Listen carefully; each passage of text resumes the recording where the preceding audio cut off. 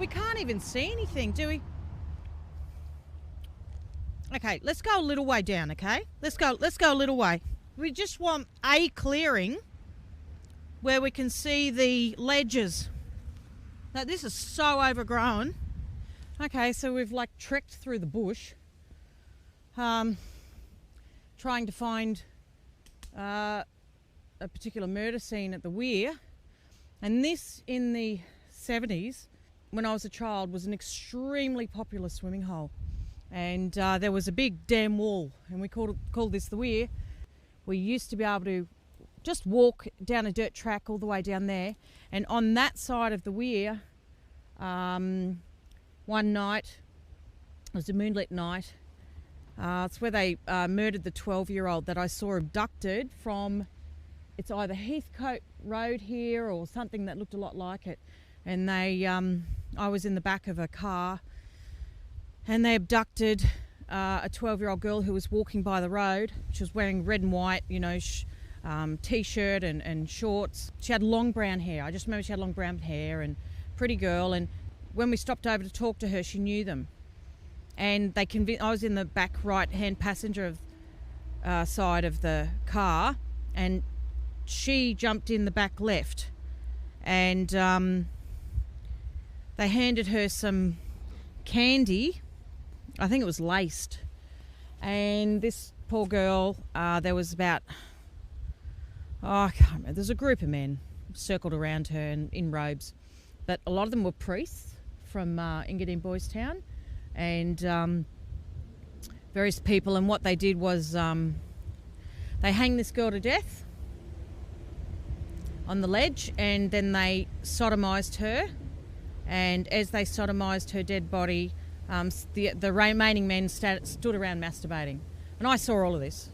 And then they made me think they were throwing her body in the weir. And then I can remember being frightened of swimming. My father used to make me swim across the weir. And there used to be like a little, I don't know, some sort of motor pump house or something on this side. And I just have this image of going, I just don't want to touch any dead bodies, like while I'm swimming, because I didn't like murky waters. And to this day, I don't like swimming in waters where I can't see what's underneath because of this experience. And I remember swimming across, because this happened when I was 6.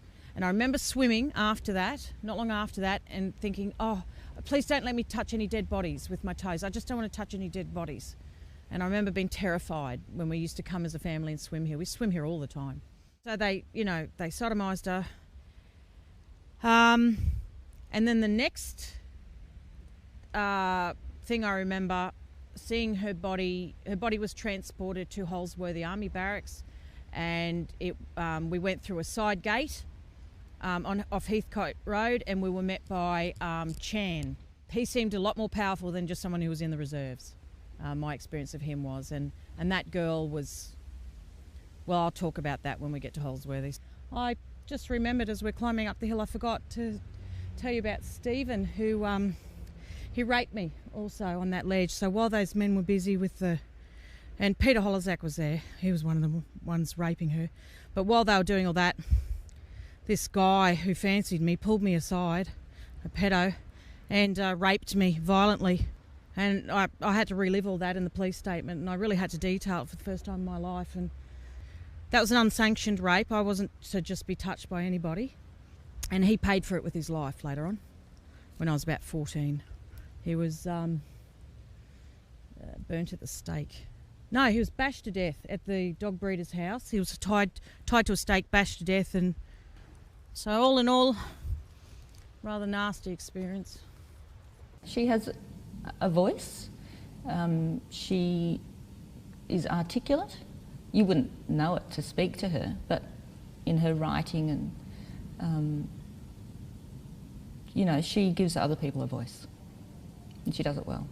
I'm not stopping for some stupid reason. I mean, I can't stop. I'm compelled to keep going. This is not just about me. This is about a whole bunch of victims that are not here to give voice themselves to what they experienced. This is not just me. I represent a whole thousands of people behind me, babies and adults and children and whatever, right? And I'm very conscious of that. And to see the pain and anguish he's in, it's not something you put on. So those reactions are real. This is Holsworthy Army Barracks. It's one of the side entrances on Heathcote Road. This is the sort of entrance that I was taken into the army grounds via. It's through the side entrance that I was picked up by, I was collected by like those jeeps you see in MASH, on the TV show MASH.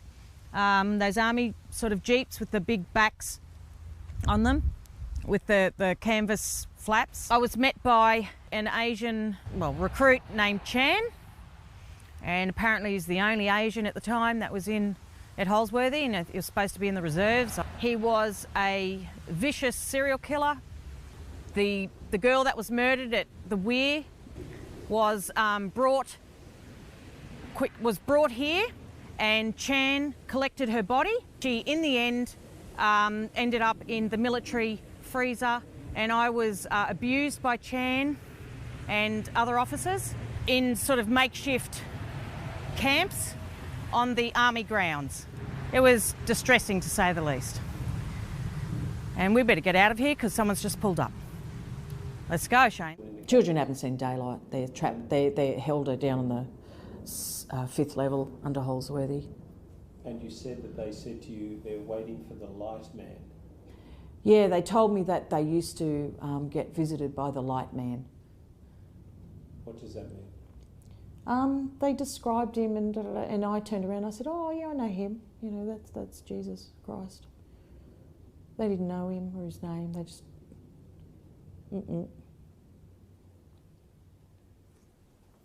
No, those kids are the worst memory of all. I've seen some bad shit, but those kids in the cage, and I was made to bond with them, and spent a few days in a cage with them in the dark, and they'd be sitting there like a captivated kindergarten audience, you know, and I'd be teaching them about, you know, what's up there, and I was only little. What was I, 6? Like with I was telling you at East Wollumbar, where they were sticking sticks up handicapped girls' vaginas while the teachers masturbated, and they've done nothing about it. You tell me where the reality lies in all that.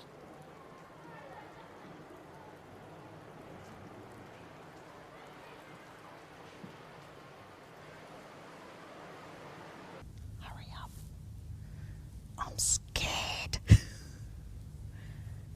Those military police might be going through our car. You got it. Come on, Ray Martin. Welcome to my parish. This is the head church in the Sutherland Shire Diocese for satanic ritual. This is a marble altar, a step up from St John Bosco. Marble floor, very easy clean-up of blood spillage. I attended multiple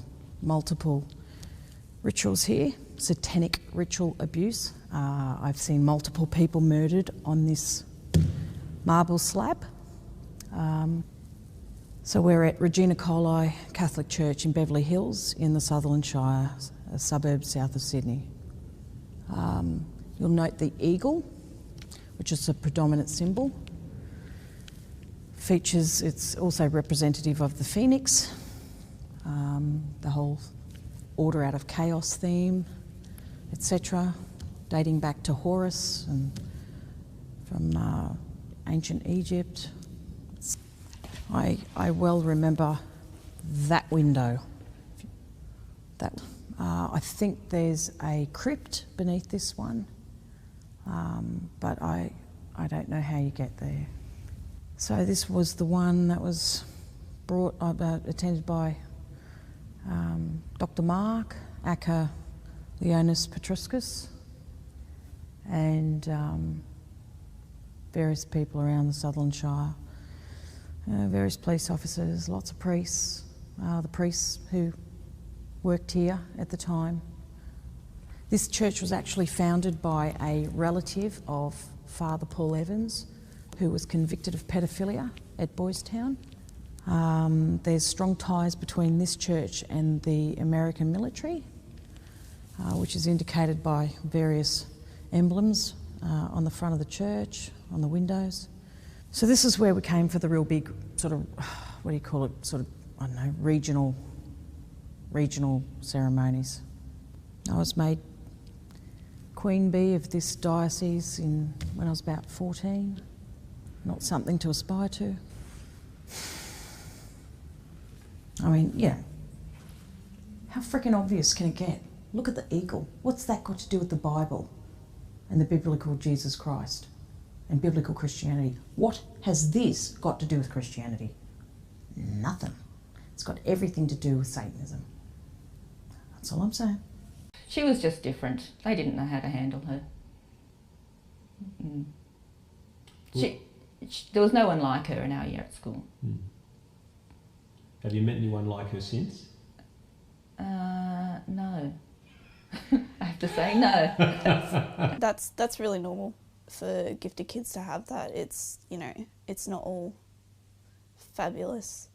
And that's something it's hard to convey to people. So, you know, you have that isolation, that natural isolation starts at around primary school where suddenly your interaction with other people has, you know, this meaning in this secluded environment, and there's all of a sudden there's a sort of social construct that you're finding your place in that. She was so sharp, really, really sharp. Very intelligent girl. Now, the effect that has for a lot of people when they meet her is that, actually there's probably two aspects. One is this mirror effect. When people get to know her, they can't play their games with her. And that's, so for people who like to play games, for people who've got things to, I don't like to say things to hide, but they're trying to present themselves as one way when they're not really that way, they will find themselves very uncomfortable with Fiona. And Fiona will pick that up, and she doesn't like it. And she won't say, I don't like you to the person, but she doesn't like people who do play games, and people who are pretending to be something they're not. And her reaction to that is, it's not anger or whatever, but she'll provoke them. She'll say something, she'll talk to them about something, put them in a situation where they have to look at that. You know, what game you're playing. If you're going to play this game, then you're going to they end up feeling very awkward. This is Kurnell. We're at the Caltex oil refinery. I was brought here when I was 9 with a group of about 10 children.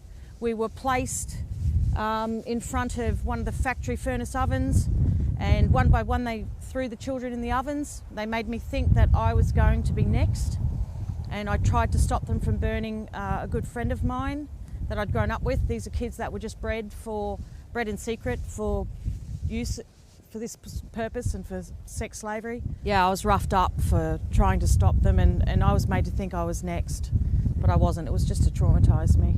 The encircled pentagram sign on the Caltex symbol is no accident. There's only one way you become that rich and powerful. That's by compromising. To gain that power, they will sacrifice people. They'll all seek a supernatural power in some way, whatever way they can get that power. But that's the very basic bottom line. It doesn't matter what you want to call it. I mean, I could take a victim so far, but how are you going to deal with the spiritual side of all of this? You know.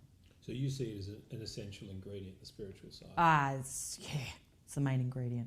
If you're baking a cake, it's the flour.